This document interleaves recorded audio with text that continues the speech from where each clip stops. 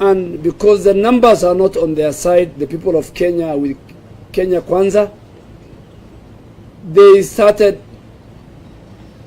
the story of the manual register,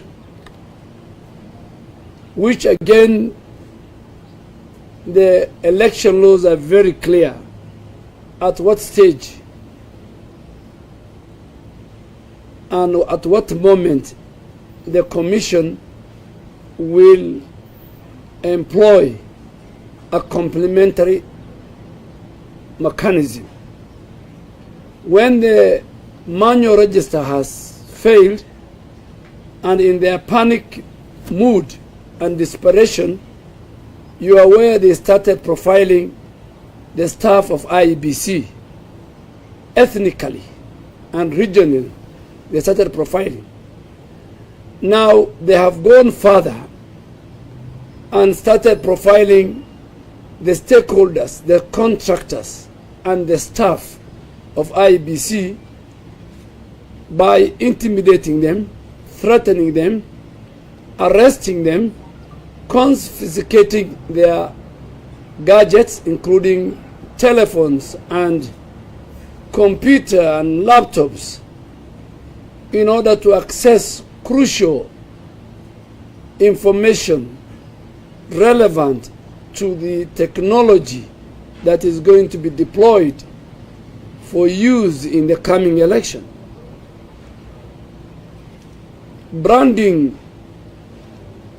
contractors as terrorists and frog-marching them to the ATPU. This is not what the Constitution of Kenya and the Bill of Rights and the election laws anticipate at this hour. Mr. President, you have 18 days to go. IEBC must be very firm, and IEBC must speak to the people of Kenya and assure the citizens and the Kenya Kwanza leadership in particular on the safety and security of all the materials that are in their custody for use by our citizens in the coming general election. IEBC does not vote.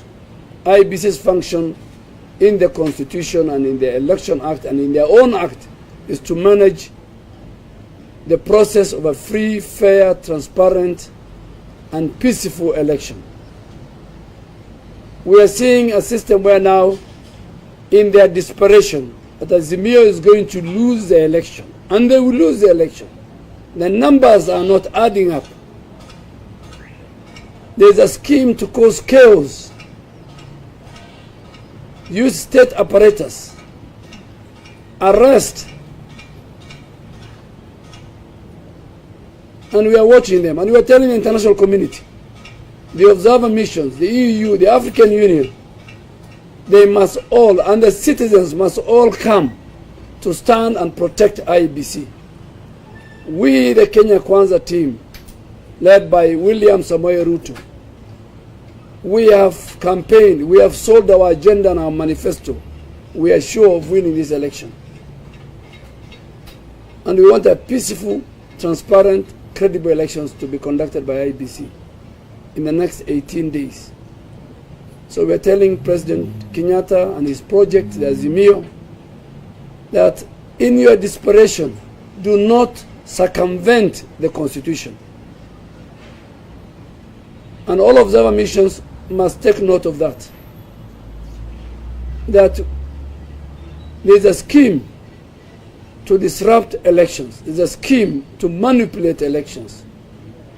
There is a scheme to harass and intimidate not only Kenyan electoral officials and staff, but even foreigners who have been contracted to conduct this election. So we are calling them to order, that we are aware of your scheme.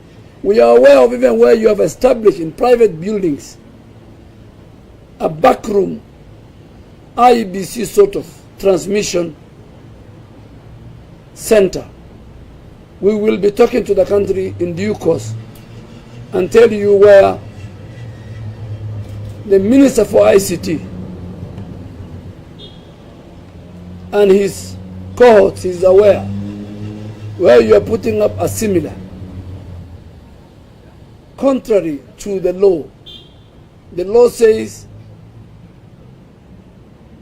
there will be no text in transmission of elections.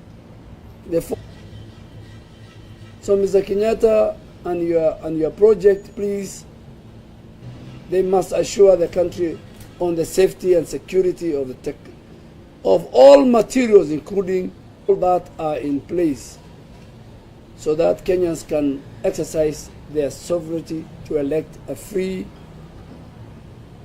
government. That is what leaders of Kenya Kwanza have said it was wrong for the state to go ahead and intimidate